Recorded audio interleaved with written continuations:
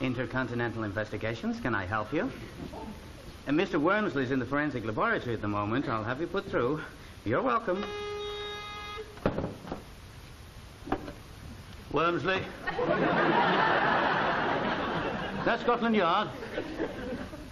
The Scotland Car Finance Company. Oh, well, it's most uncharacteristic of my bank to halt payments without reference to me.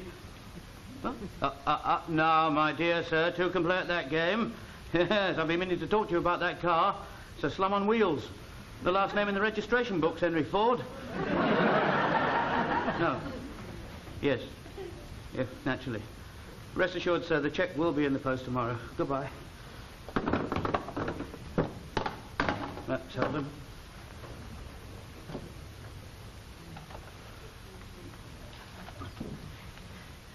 Electric taxes. Central Electricity Board.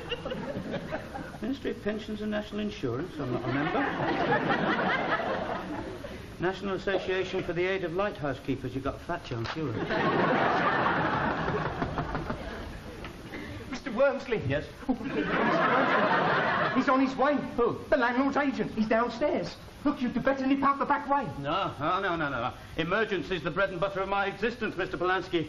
We will, as the criminal classes say, front it out. What audacity. A few deft strokes, and lo, a fresh personality, a new profile. Engaged as I am in the ceaseless war against crime, one learns to pass in various guises. Penniless beggar in the street. God bless you, Governor. Thank you, sir. And you, madam. How's that? Wonderful. Fife Robertson. Are you going to explain what you're doing in this place? Well, I'll pass myself off as an itinerant Scottish GPO engineer. And the best of Highland luck to you. He's coming. Yes, we'll keep him off for a second.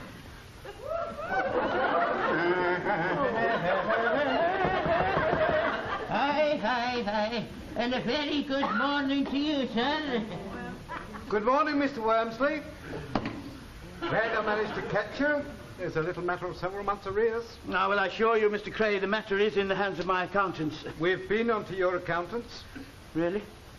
What did he say? Well, it appears he's also been trying to get hold of you for some months. Yes, it's always the same, isn't it? We're always the last to be paid. How do you mean? Accountants, doctors, landlords, private detectives. They use us, Mr. Cray, but the bills remain unpaid. Yes, I understand. Times are bad then, are they? But they will get better. Oh. Yes, it's been well said. Show me the normal man and I'll show you a man who needs a private detective. Oh, who said that then? Me. We should be on the National Health Scheme, you know. Every man who goes out to work, leaving his wife at home, needs a private detective. What? I mean, what about yourself, Mr. Cray? Eh? What's the good lady doing while you're out harassing people with High Court orders and Alsatian dogs, huh? I haven't got a dog. Ah, but what's Mrs. Cray up to? Here. Now, just a minute. What do you know about my wife? Well, nothing at all. No? Well, what do you keep dragging her name into it for, then? My dear boy, I merely posed a hypothesis. Yes, well, that's not a very nice thing to do, is it?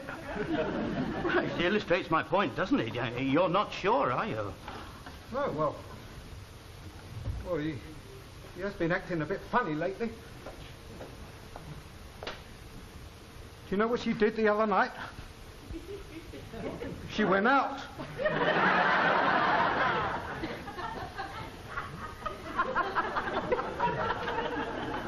And? Well, there you are.